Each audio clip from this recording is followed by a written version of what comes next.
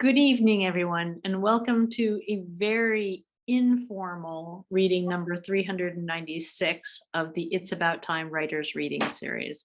I'm very happy to welcome many longtime friends with this crossover event for the Ballard Writers Collective.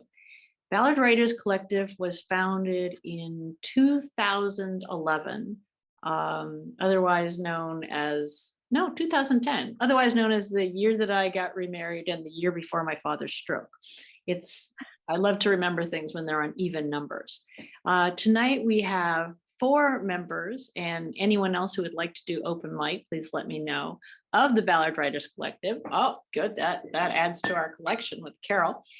And what am I going to say about that? 2 people do not physically necessarily reside in Ballard anymore, but Lauren Ziemski has timed a very ill-fated vacation to the Northwest now, and will be passing through Ballard tomorrow. And Jennifer D. Munro, as I always call her, because that's how I read her email, is threatens and promises to visit us soon. So welcome. Roselle, first of all, would you like to explain what's happening in Ballard tonight? Freak out? There's a freak out festival in Ballard, and so right behind my condo there's a band playing, and I was told that the Zoom mic has a noise filter, but I wasn't sure it was up to the task.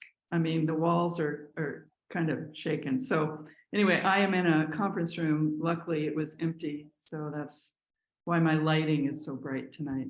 But I figure it's a creative evening. We've got music, we've got poetry, we've got writing. So yes, and we're going to start. Actually, our first reader is going to be from is this a rental car, or is this a vehicle that's owned by someone? Good, parked in Everett. So let me just move on to introducing Lauren so that she can get out of the car. The It's About Time Writers Reading Series was founded by Esther Atchell Helfgott and dedicated to the memory of her mother, Anna Helfgott, who began writing at age 70, and also to the memory of Nelson Bentley, the quintessential teacher who gave Anna and scores of other help and hope. It's About Time is dedicated to an end of racism, homophobia, anti-Semitism, homelessness, and war. Tonight, reading number 396, our first reader is Lauren Ziemski. I could add a lot more to the bio that she scrawled off right before or between, changing shattered window rental cars. As she said, her 2 kids, both very lovely blondes, describe her as nice, pretty, and approachable. She would describe herself as a former urbanite turned suburbanite who is trying her hardest to keep the cool stuff out of the landfills and writing in the 5 minutes between requests for snacks and more screen time. She lives under a giant pin oak, not in this state, and does not care one bit about raking leaves. It's been my honor to know her since she first turned up pregnant at the Ballard Senior Center and fit right in. So welcome, Lauren. Thank you, Peggy, and thank you for your patience, Peggy, and everyone else with this unconventional reading room I am in. You may see some backup lights on my face in the next couple minutes here. So I'm experimenting with poetry, and given that I got very sick this week on vacation, I didn't have time to write anything new. So I sort of scrapped together a couple of older pieces and cobbled together a newer piece. 2 of these are about my ears, and the last one is about motherhood. This first one is called Otitis Media. Against my eardrum, a tiny drop of water pushes fervently, my pulse audible when I lay down to sleep in my vacation bed. I've come to be close to the ocean, but it's always in my head, snaking its way into the labyrinth, festering, unable to escape. The grill is rusting on the deck, a reminder that nothing is stronger than salt and water. It keeps us afloat, it breaks us down. We build fortresses to keep out the elements, but eventually they get inside us, oxidize our metals, pulse behind membranes. Every heartbeat a taunt. You traveled all this way. You never had to leave. This next one is called Emergency Visit Astoria. Gratitude for the baby-faced doctor who gave me a prognosis with his eyes shut, eyelashes long, shoes new, scrubs not yet faded, yellow highlighter neatly encapsulating the word fluticasone said over and over, giving me the giggles. Gratitude for the doctor's parents for pushing him into pre-med. Gratitude for the geniuses that came up with the name Mucinex. Gratitude for the baby-faced doctor who told me the generic would be half the price. And rage a little bit for a system that charges twice the price for fancy packaging that goes right into the garbage. But ultimately, gratitude for the pharmacy on the sleepy coast that had exactly one bottle of the stuff on its dusty metal shelves. And while I'm at it, gratitude for the spot of sun I'm sitting in, down jacket zippered to my neck after days of torrential rain, and the steaming cup of tea next to me, and honey and lemon from the hotel kitchen, and for the longtime friend who offered to leave it by my door while I sweated through twisted sheets. Gratitude for my even longer time friend who drove me slumped over in her passenger seat into the sunrise through the mountains to the nearest doctor, and for the unreasonableness of orange juice on this faraway sliver of native land. And while I'm at it, for electricity and kettles and heated anything in 38-degree weather, for indoor plumbing, and for two cells colliding decades ago in a drafty apartment, for the miracle of the orchestra of the middle ear that went defunct minutes after it met oxygen, and for the bottles of pink liquid and steady hands at scalpels that tried to carve out a solution when I was 6 and 10 and 45. And for that hippie college that everyone said I'd do well at, where down the hall was a soul, tender but sturdier than mine. Gratitude for her and all the years and miles that came after, for knowing I needed something impractical to drink in a stuffy waiting room, who didn't flinch at all for a call in the pre-dawn freeze and warmed up her car for the ride. Gratitude for everything and anything after a day and night like that, but especially that knowing across miles between souls. This last one is about my daughter, Eva. Ironically, I also wrote this while I was on vacation in the summer when there was far less calamity. It's called Archaeological Shapes. What tethers her to me still at 4 years old? Her limbs seeking the give of my body beneath a baby blue top sheet, her still small fist curling into the hollow of my neck, all comfort, all pleasure. I knot myself into inhuman shapes to accommodate her, my bones arranged like those in a museum, the surest guess by scientists later, mother and child at night. I pour my worries into dreams, fill bucket after bucket with anxious thoughts, hoping they don't spill out onto her golden chest, her heart open, form rising to the moonlight, the street lamp. What if I haven't been a good mother? What if I have yelled too much, slunk away to write too much poetry during these formative years? Haven't written enough already?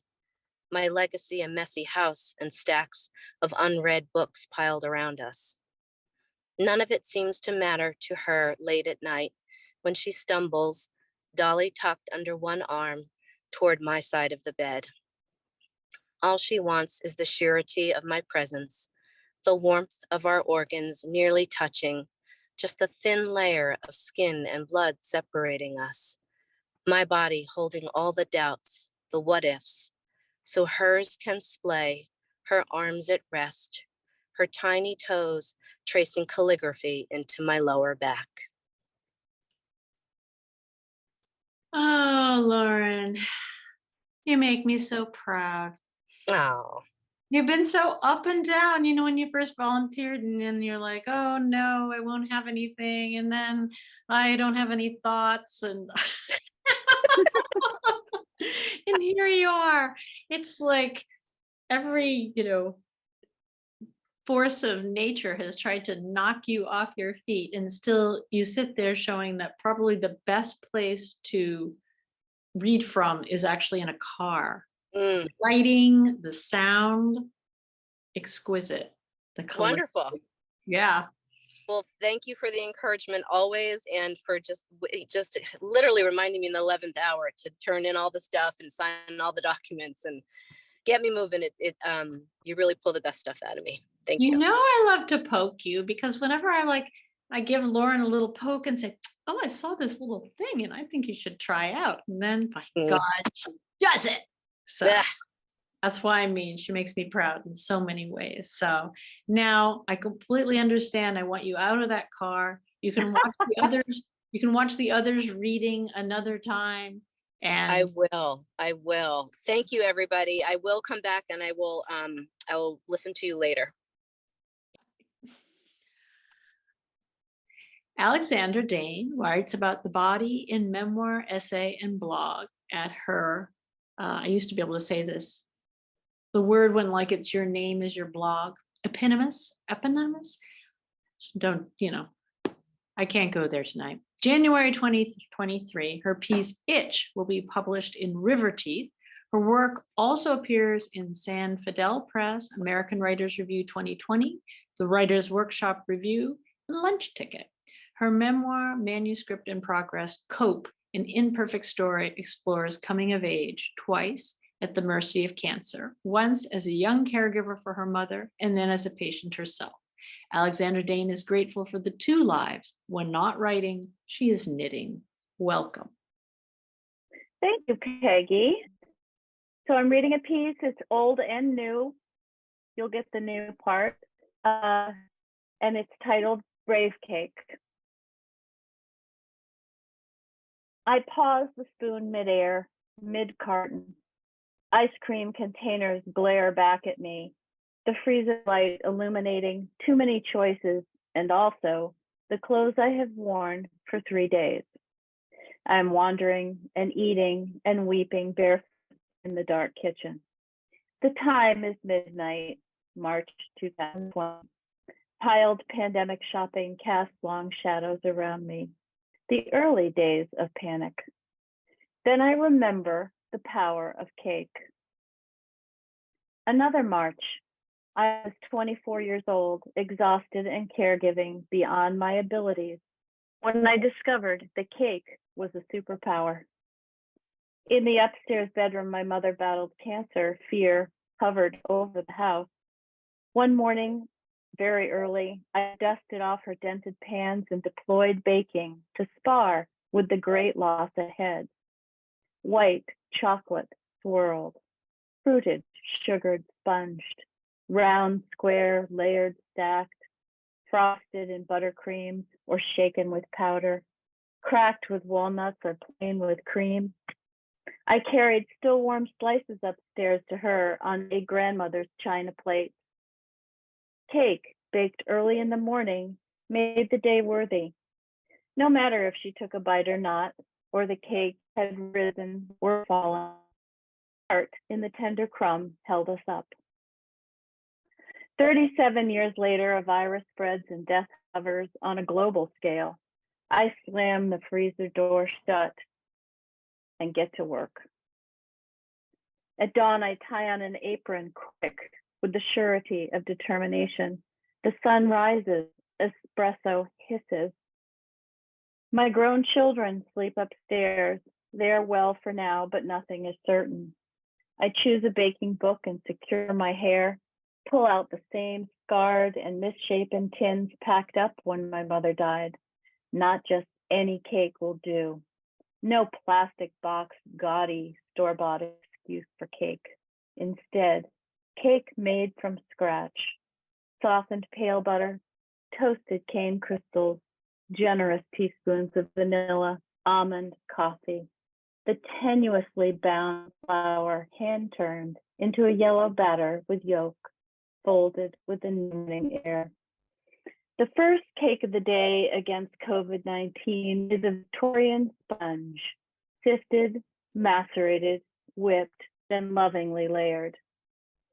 As the weeks turn to months of isolation, I've grown, full of tiny currants on the off-cake days, turn out slabs of gingerbread, sparkling lemon cakes, dense vanilla pudding, traveled socially distanced in double masks to farm stands for fruit, stocking summer jams simmered down from the windfall of trees. At the beginning, my family eats blindly, so stunned by the abrupt change to their lives. At first, they don't seem to notice, until one day I am knocking spoons and whirring beaters, and at my elbow, the youngest asks, "What's today?" I do a silent victory dance. I have her attention. I have won the day back from this plague. Throughout the summer of rubber gloves and hand sanitizer, face coverings and isolation, the day begins, no matter the heat outside, with the oven set to 325 degrees. The day ends with crumbs and thumbing through recipes for another never giving up cake, strong with love, fierce with flavor, laced with hope. The first quarantine cake cools on the counter, jam oozing. The house is silent when I tiptoe past the freezer, lift the foil, and eat a forkful of cream and berry and perfect sticky crumb. There is sweetness to be found, despite. I know that cake will not change a diagnosis or staunch an epidemic, but cake, warm from the oven, cradled in my hands, takes the bitter away, one brave cake at a time. I'm ready for you to keep going. That's you're just sharing that with us tonight. Like that isn't enough, except that we don't get to lift, the perfect bite. So that was that was beautiful. Thank you. I love the dented pans and that they're the same pans. There's been a lot of comfort in cake. And have the one, but you won the one day back from the plague, one cake at a time. Thank you so much for joining us. Make sure. Well, Go ahead. I'm so glad you asked. Yeah, it's our little sort of a tea party tonight. We'll just imagine the cake. Thank you. Carol Levin, would you like to give us a little in Okay. between here? Old poem from my, I don't know if you can see that. There you can. Ah, yes. Confident. Music would fly us to paradise. Are you ready? Some of you know this poem probably, but I started reading poems in my books that I've written. And it's like I've never seen them before. It's very strange. It's kind of fun. Mark Morris, Paul Hindemith, Kammer Music number 3. That moment, even air held its breath. Violins loosened bows. Horns shook out slaver. The undertow of the cello's umber sound rested. Vibrations like ghosts let loose. The moment, suddenly, the dancers danced a cappella. Had it been a vocal concert, it would have been a Gregorian chant or a cantor's alleluia, offering an old ceremony, causing the devout to renew vows to God. We made vows to art. It was all about art, this silence, and dancers moving, weaving against the backdrop of silence, steady in the silence of their own accompaniment. And then, although we didn't see, the pit musicians lifted their work so dominant chords shimmered over us, and dancers walked into skips, skipped into runs, ran into jumps, and leaping flew, extending arms, legs, toes,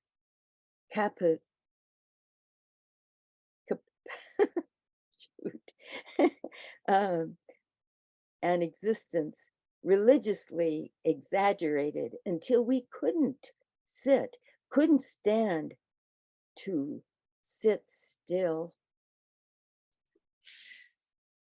Do you want to read the last line over? No. Anybody can make up the word they'd like. This is an improvisational night. So thank you for putting yourself out there and in there. Thanks, Carol.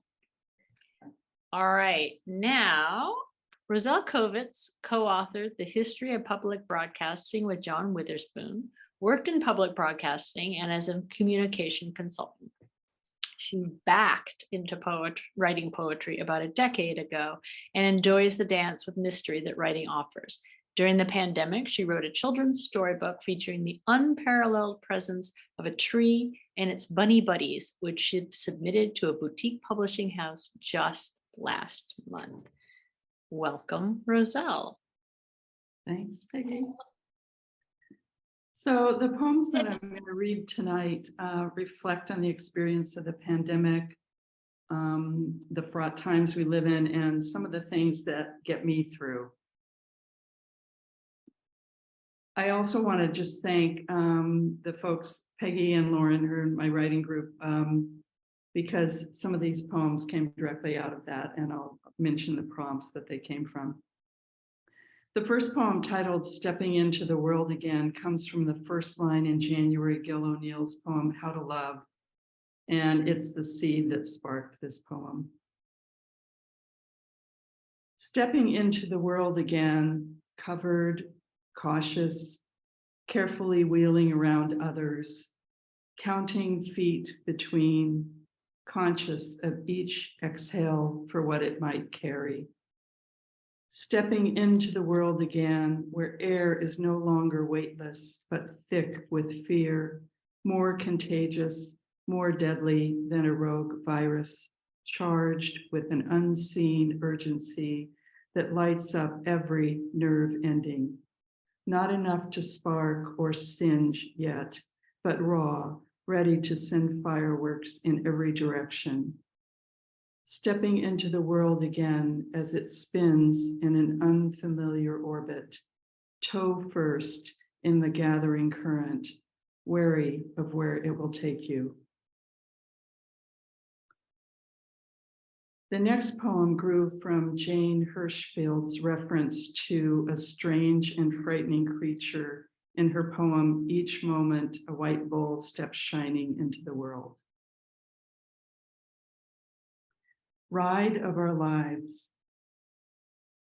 The world feels like a strange and frightening creature careening around hairpin turns with us on its back.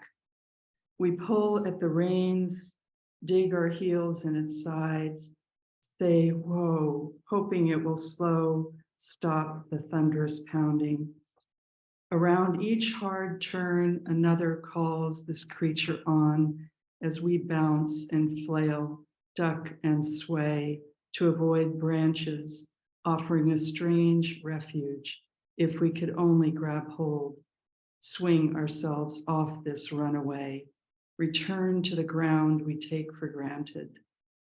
The creature, undeterred, devours the distance, aiming for an opening rushing our way.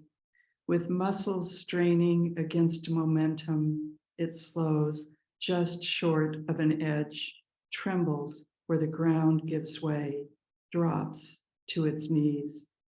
Our hearts still racing as if it had made the leap. Shifting gears, we all have moments and experiences, days and seasons we savor. This speaks to mine. In praise of edges, or I might say pseudo edges.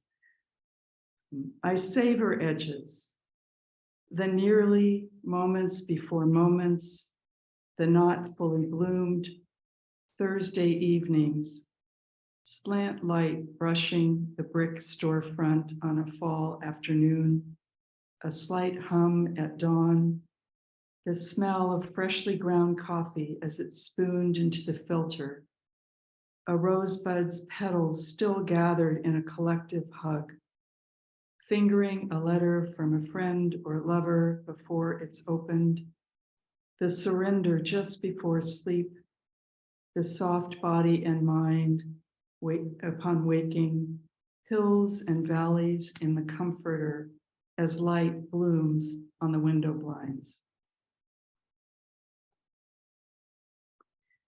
The idea for this next short poem came during an acupuncture treatment. Traveling light.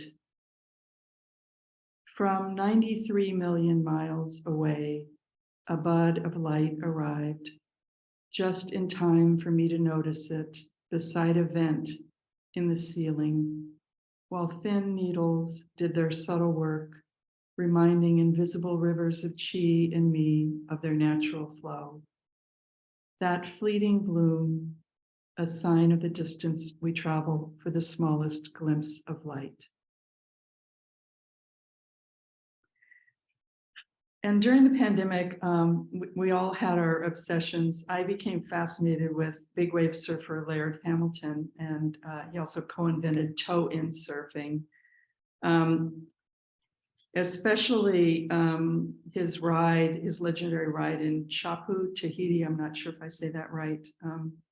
So I watched a documentary of his life, and then I watched a documentary of surfers who surf around the world.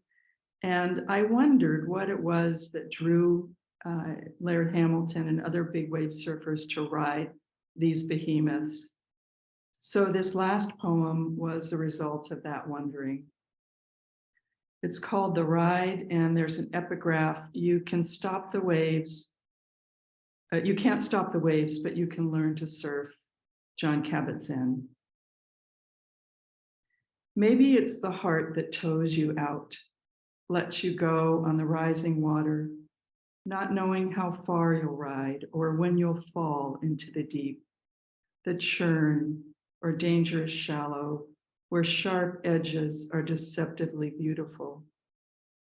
Maybe it's the heart that drives your arms into the cold blue, feeling at just what point the crest gives way to the inevitability of the drop, where you dare to stand in the barrel, the weight of nature driving you forward, sideways.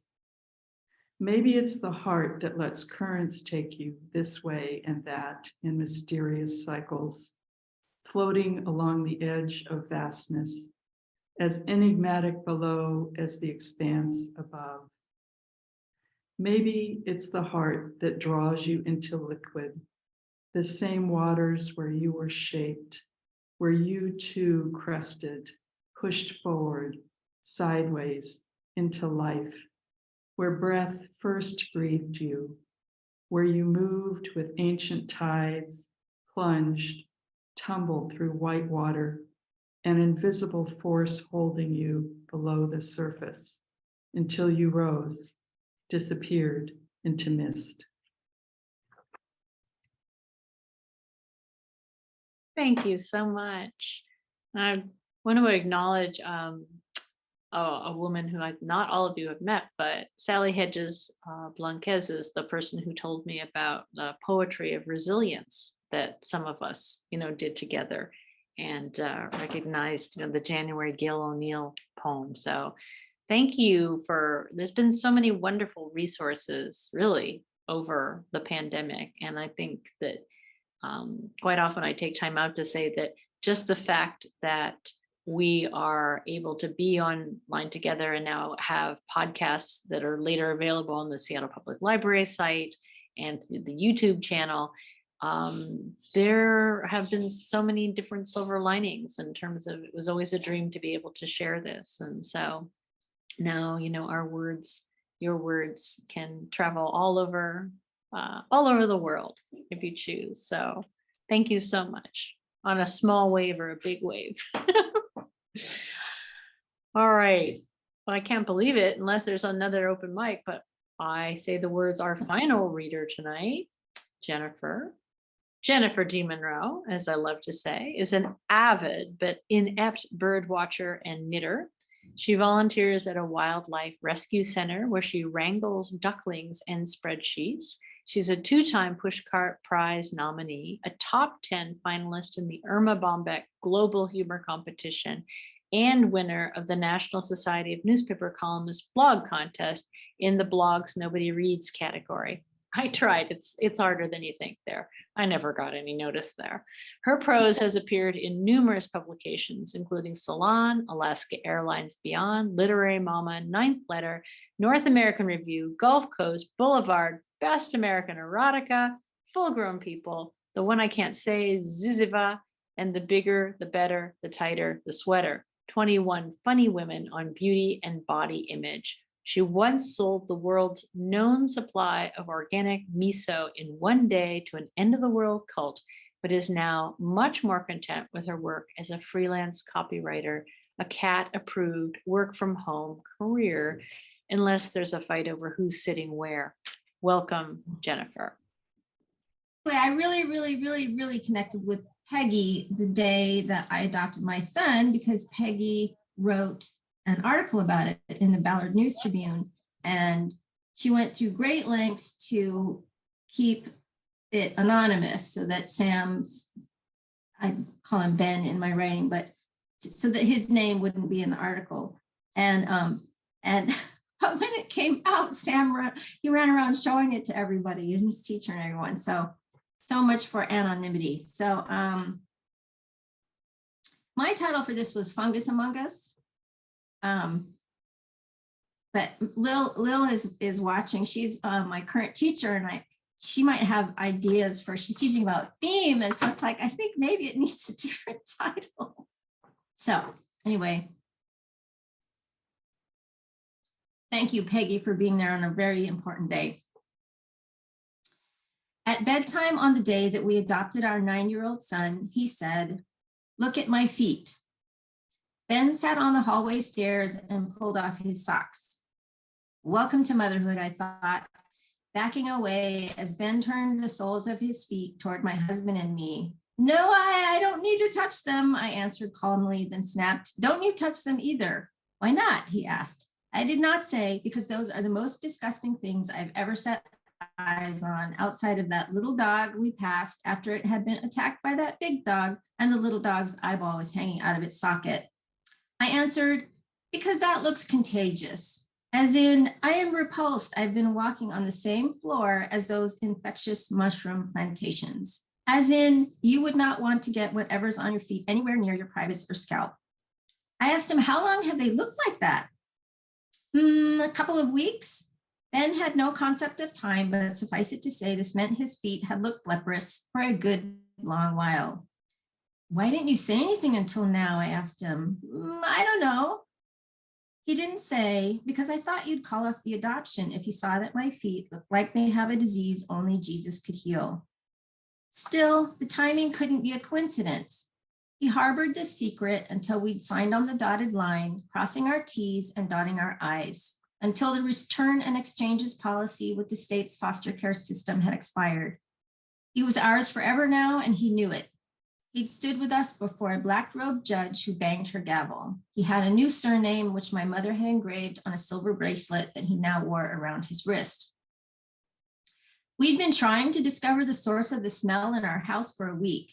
We had settled in for a movie on Christmas Eve, but changed gears when we all looked at each other to see who had passed gas. No one had. I washed the blankets on the couch. I thought the dog had rolled in something and tracked it onto the rug or the throws that Ben lets drag on the floor. The odor lingered the next day. We all checked the bottom of our shoes. I vacuumed and mopped. I wondered if something had died in our walls. Ben's bedroom smelled right, but wasn't that just the normal smell of active boy? He bathed every day, but that amounted to his lower half getting damp as he focused his energies on singing in the tub and splashing water onto the floor. I washed all of his bedding in hot water. I propped his door open so the room would air. I washed everything in the house that was washable. The smell diminished, and I thought I wouldn't have to call in a professional cleaner for the couch and rugs. After Christmas the next day at a friend's house, the topic of ambergris as a stabilizer and perfume came up. Our host's boyfriend described ambergris, which is solidified whale vomit, as smelling similar to gunk flossed from between neglected teeth. Just as he said this, Ben took off his shoes, and it was as if he had conjured the funk of a decomposing whale. "Oh my Lord," I barked, "put those shoes back on right now." We beat a hasty exit and threw the shoes away in the outside garbage bin when we got home. We thought the problem was the shoes, which Ben tended to keep wet by jumping into puddles. We gave him new shoes. Problem solved, we thought again. We never thought the problem was the boy himself. In our defense, we were a tad distracted with the adoption court hearing less than a week after Christmas. We had out-of-town relatives flying in, a huge party to plan, and mounds of paperwork and scheduling to do. And I didn't know that a stench like this could come from a human body, not a live one anyway.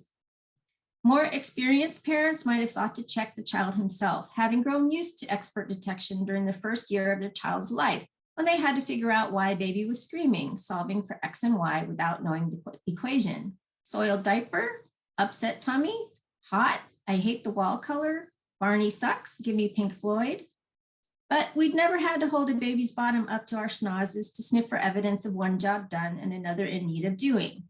We had no other children and had parented Ben since he was 6, an age at which he was already marginally self-sufficient. He arrived on our doorstep voicing his needs, like "I'm hungry" or "I'm tired" or "turn your dumbass music off now." He bathed and dressed himself and expected a certain amount of privacy. His own mother, had barely glimpsed his bottom and private parts and just as infrequently saw the bottoms of his feet. But mostly, we weren't used to Ben keeping his ailments a secret. Normally, he was a walking bullhorn when it came to the slightest perceived damage to his person. He could use his words to tell us exactly what was wrong at any given moment. In fact, he told us and the adults in his life that a lot of things were wrong even when they weren't, which led to him throwing up in the middle of his first grade classroom because no one would believe him when he said his stomach hurted. When the school nursing staff finally cut him off from ice packs and Band-Aids, it was like a junkie going off heroin. We knew about every paper cut he received and nudge he'd been persecuted with. We never told him when we were sick because he displayed the same symptoms whether he had them or not. He once fell off his bike down the street and picked himself up and started home. But when he saw a car approaching, he threw himself back down again and pretended to be mortally wounded. So this was new. His keeping a real problem a secret. Why didn't he tell us, since he loved the idea of medicines, ointments, thermometers, bandages, tourniquets, crutches, curative kisses, and ambulances, to the point that I almost never gave him anything? If he was given a single aspirin, he would fabricate ongoing pains in order to get another dose. I stopped his daily vitamin cold turkey because he behaved like an addict over it. Chewable Flintstones, I could understand, but he was desperate every morning just to hold that gel pill in his hand before tossing it back. It wasn't a huge leap to his someday tying off and finding a vein. After we tucked our newly forever son and his putrid piggies into bed that night, I spent an hour online viewing graphic and disturbing photos of athlete's foot and reading about how to cure it. I'd spent a similar unappetizing bedtime hour online a few years prior when I searched online for hydrosalpinx, which my doctor mentioned might be causing my miscarriages and infertility. And I had shot my rolling office chair backwards across the room when the first disgusting image of one popped up on the screen. But aside from how to treat the fungal skin infection, the bigger question haunted me. Why had Ben kept this very real problem a secret when he was normally so vocal about illness and injury? Had he really thought of himself as damaged goods that might be returned to the factory? Perhaps not consciously, but yes, the answer had to be yes. Once he showed us his feet, he had also told us that they itched, madly itched. As he told us, he began to claw at his feet like Humphrey Bogart frantically pulling off leeches in the African Queen. He had restrained himself from scratching for possibly weeks. On this happiest of happy nights, a wet wool blanket of melancholy sogged itself over me. We were his parents. Despite his hypochondria and addictive behaviors, it was our job to keep him safe and healthy, and we couldn't do that if he didn't feel secure with us, to trust that we would take care of him instead of turning him back over to the state when a real problem emerged, like 11 other families had. But I also felt relief. We had been warned that older children up the ante on destructive behaviors as their adoption date approaches. It's the kids' way of taking control. If this was going to fall through, it would be on their terms, so they fling everything in their arsenal at well-intentioned parents' defenses. The testing period was no small part of why 1 in 5 adoptions of children over age 6 falls through. Our neighbors' close friends recently turned their son back over to the state just before his planned adoption. Ben's biological sister sabotaged her own adoption and was moved again 2 months shy of her 13th birthday. We had wondered whether we should tell Ben that we were finalizing his adoption. We had determined to call it the stealth adoption. If the thought of adoption threw these kids for a loop, then why not keep mom until the deed was done? I wondered why more parents didn't think of this. Fortunately, the overshadowing Christmas took care of the stealth adoption for us. Ben was so focused on presents and Santa and a break from school that he hadn't seemed to give much thought to the adoption, other than wanting to know if we were going out for pizza that day. Except that apparently he had been thinking about it. Far from disrupting the adoption with negative behaviors, Ben had done just the opposite. He'd withheld what would normally have propagated significant attention. The foot fungus we would intermittently eradicate, though like Ben's past, it would return to haunt and challenge us. A spore is adapted for surviving extended periods of time in unfavorable conditions. That Ben had done. Only time will heal Ben's doubt that we, his 12th family, more tenacious than fungal spores, are here to stay. There is no magic cure for either. There's only persistence. Thank you. Ah, I love your writing. I have to say, Carol, it's so nice to see your smiling face as I'm reading. It's lovely. Mm-hmm. Thank you, Peggy. It's so interesting to sort of put it all in context and think about it. The whole span. Anyway, okay. What I love about Jennifer's writing, which I can talk about her in third person, is I always lose all track of time, and I don't worry about anything else to do with anything other than wanting to be able to listen to her words and see where she's going to go. So I'm so glad you're writing and retreating and doing all those wonderful things again. So even if you don't live in Ballard. Thanks, Peggy. Love the story. I do. Okay, so did anybody else want to, hello, Katie, I'm looking at you, want to do a last open mic of this very improvisational evening? Because otherwise I can end the recording and then we can all just like chat off the record. I hope that the people who watch the YouTubes always wonder what goes on afterwards. So I have my notes. I've been so busy, but a couple of months ago when Sandy and my names are neglecting me, she was the last live reader before the pandemic, and she had read about what she called self-cento. And so a couple of months ago, I was able to like re-interview her and take notes on that writer's craft from the last in-person, because alas, that one was not recorded. But she made an incredibly wonderful argument for gleaning from your journals. So don't burn those journals, glean from them. Know that they're all fodder. Okay. All right. Well, I'm going to end this recording so that we can chat. And it's been lovely and also a lesson for me in knowing when I can't quite control everything. I couldn't control anything the last month. And so I had to just let this evening be. And with friends and writers like these, I knew it would be just fine.